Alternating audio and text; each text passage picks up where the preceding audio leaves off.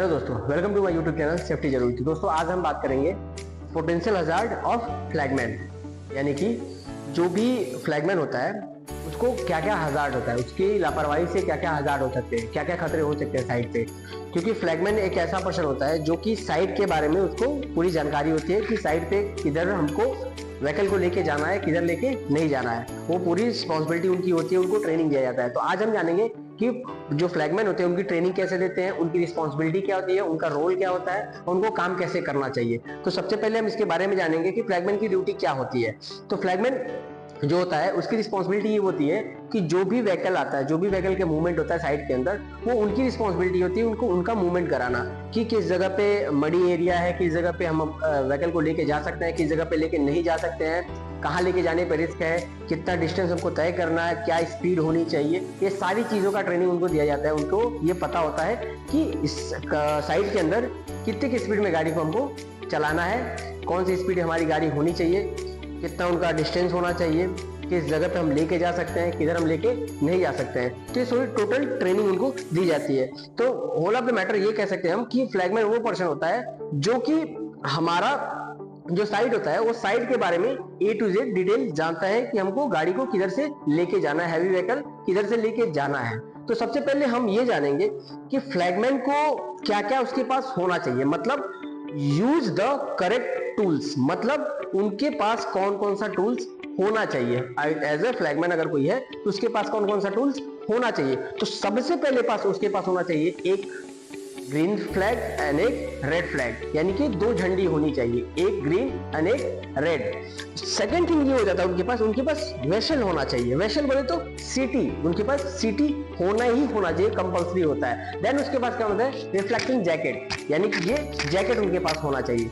यानी कि फ्लैगमैन के पास अगर देखा जाए कि करेक्ट टूल्स में देखा जाए कि उनके पास कौन कौन सा टूल्स होना चाहिए, वो चीज क्या होता है, चार चीजें आपकी हो जाती हैं, red flag, green flag, vessel and jacket. ये चार चीजें उनके पास होनी चाहिए, ये कंपलसरी है। और नाइट में अगर वो करते हैं तो बैटल लाइट होता है, ग्रीन एंड रेड। तो ये चार चीजें उनके पास होना कंपलसरी है। सेकंड थिंग क्या होता है, उनको क्या होता है, जैसे कि आपके पास मान लीजिए फ्लैगमैन हो और आपको ये चार चीजें मैंने दे दी। अब कोई गाड़ी आ रही है, कोई भी गाड़ी आ रही है, उसको एंटर करना है हमको साइड के अंदर। तो अब हम कैसे एंटर करेंगे, ऐसा तो है नहीं कि गाड़ी आई उसको लेके हम चल दिए। सबसे पहले हमको क्या करना चाहिए, तो सेकंड थिंग हो जाता है speak with driver, speak with driver on the where to go. मतलब हम ड्राइवर से पहले गाड़ी को रोकेंगे, उसकी गाड़ी को एंट्रेंस पे रोक देंगे कि भाई आप रुको यहाँ पे, और उससे हम पूछेंगे कि भाई आपको किधर जाना है, किस लोकेशन पे जाना है। क्योंकि जो एरिया होता है वो काफी बड़ा एरिया होता है। अब ये तो जानना पड़ेगा ना कि मुझे किस एरिया में इस गाड़ी को लेके जाना है। तो हम जो होते हैं फ्लैगमैन, वो हम क्या करेंगे, ड्राइवर से पूछेंगे कि भाई रुको, अभी आप बताओ कि आपको किधर लेके गाड़ी जानी है। क्योंकि गाड़ी अगर एम्प्टी है तो क्या उस वे से जा सकती है कि नहीं जा सकती है, या गाड़ी अगर लोडेड है तो क्या हम उस रास्ते से उस गाड़ी को लेके जा सकते हैं या नहीं जा सकते हैं। तो सबसे पहले हम क्या करेंगे, गाड़ी को रोकेंगे, ड्राइवर से बात करेंगे कि भाई आपको गाड़ी किस लोकेशन पे लेके जाना है। देन थर्ड क्या होता है, control a vehicle at a time only, मतलब एक समय में सिर्फ एक गाड़ी का ही हम कंट्रोलिंग करेंगे। मतलब क्या कि जैसे कि मान लो कि एक गाड़ी है और दूसरी गाड़ी भी आ गई, और कोई पर्सन आके आपसे बोलता है कि एक काम करो भाई, आप दोनों गाड़ी को एक साथ में लेके चले जाओ। तो ये लेके जाना क्या हो जाएगा, रिस्की हो जाएगा, हम नहीं लेके जा सकते। तो इसलिए बोला जाता है, तीसरा पॉइंट हमारा हो जाता है कि control a vehicle at a time only, मतलब एक समय में सिर्फ एक गाड़ी को ही हमको क्या करना है, कंट्रोल करना है। एक गाड़ी को ही हम मूवमेंट करा सकते हैं, दो गाड़ी का मूवमेंट नहीं करा सकते हैं।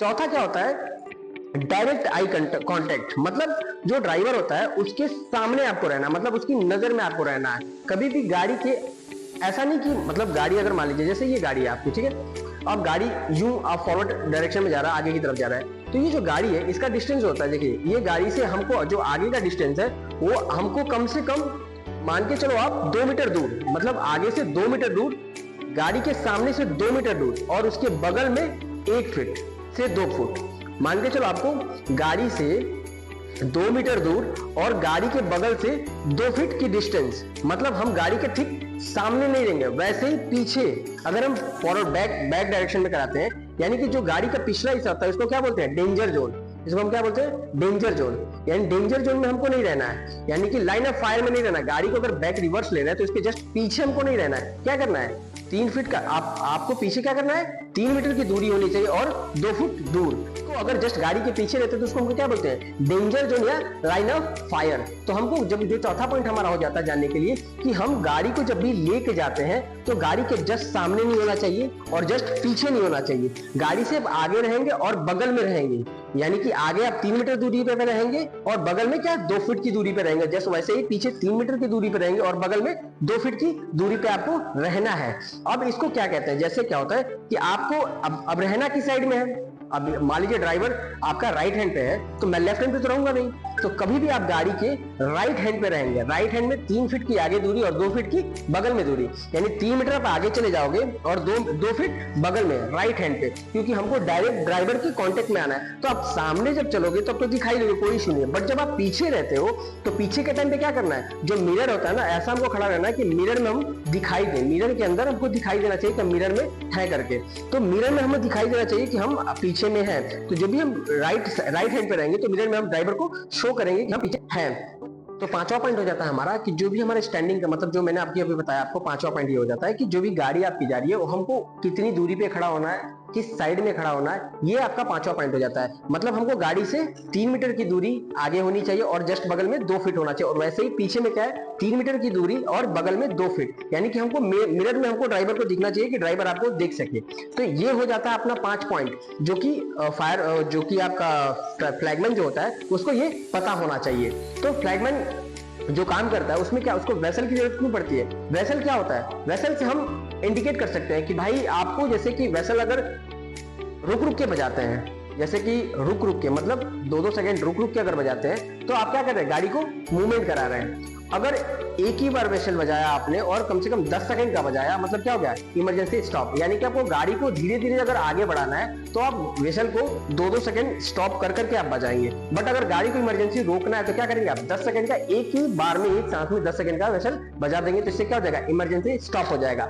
अब रही बात फ्लैग की, तो फ्लैग का इस्तेमाल कैसे करेंगे। जैसे 2 फ्लैग आपने लिया है तो जिस फ्लैग का आप इस्तेमाल कर रहे हो वो फ्लैग खुला होना चाहिए, और जिस फ्लैग का आप इस्तेमाल नहीं कर रहे हो वो फ्लैग क्या होना चाहिए, फोल्डेबल होना चाहिए, यानी कि फोल्ड होना चाहिए। क्योंकि अगर दोनों फ्लैग आप लेके ऐसे चलोगे तो कंफ्यूजन हो जाएगा ना कि आप रोक रहे हो कि लेके जा रहे हो। इसलिए जब भी आप जिस फ्लैग का इस्तेमाल करो उस फ्लैग को ओपन करके रखो, दूसरे फ्लैग को पकड़ के रखो, वो खुला नहीं रहना चाहिए। उसके बाद आप मूवमेंट कराओ। देन जब आपको रोकना हो गाड़ी को, अगर इमरजेंसी स्टॉप करना हो, इनकेस आपका वेसल मान लीजिए लटक के रखा है, मुंह में नहीं रखा और नीचे रखा, तो हमें इमरजेंसी स्टॉप करना है, तो आप क्या करोगे, दोनों हाथ को यूं कर दोगे। जैसे आप दोनों हाथ को ऐसे करोगे तो क्या हो जाएगा, वो इमरजेंसी स्टॉप हो जाएगा। तो जहां तक मुझे लगता है कि आपको ये क्लियर हो गया होगा कि फ्लैगमैन को क्या क्या करना चाहिए, उसकी क्या क्या रिस्पॉन्सिबिलिटी होती है। एक बार मैं दोबारा रिपीट कर देता हूं। फर्स्ट पॉइंट हो जाता है करेक्ट टूल्स, मतलब उनके पास करेक्ट टूल्स होना चाहिए जो जो इंपॉर्टेंट होता है, जो कि मैंने 4 आपको बताया है। दूसरा क्या होता है कि जब भी कोई गाड़ी आती है तो हम ड्राइवर से बात करने के बाद ही गाड़ी का मूवमेंट करेंगे कि उसको किस लोकेशन पे जाना है, क्या वो लोकेशन पे उस गाड़ी को ले जाने लायक है या नहीं है। अगर ले जाने लायक होगा तभी हम लेके जाएंगे। तीसरा क्या हो जाता है, एक टाइम में सिर्फ एक गाड़ी को हम कंट्रोल करेंगे, ना कि 2 या 3 गाड़ी को। कभी भी एक टाइम में सिर्फ एक गाड़ी को कंट्रोल करेंगे। चौथा पॉइंट हमारा हो जाता है डेंजर जोन, यानी कि लाइन ऑफ फायर, कि हमको कहां पे रहना है, कैसे रहना है, गाड़ी के आगे और पीछे मुझे किस जगह पे रहना है, इस चीज का मैंने आपको बताया। और पांचवा पॉइंट हो जाता है कि जो डिस्टेंस होता है वो हमारी गाड़ी से कितने डिस्टेंस होना चाहिए और किधर होना चाहिए, ये साइड कौन सा मेरा होना चाहिए और डिस्टेंस कितना होना चाहिए, ये पांचवा पॉइंट हो जाता है। तो मुझे लगता है कि आपको ये क्लियर हो गया होगा कि फ्लैगमैन की रिस्पॉन्सिबिलिटी क्या होती है, उसकी ड्यूटी क्या होती है, उसको काम कैसे करना होता है। थैंक यू दोस्तों।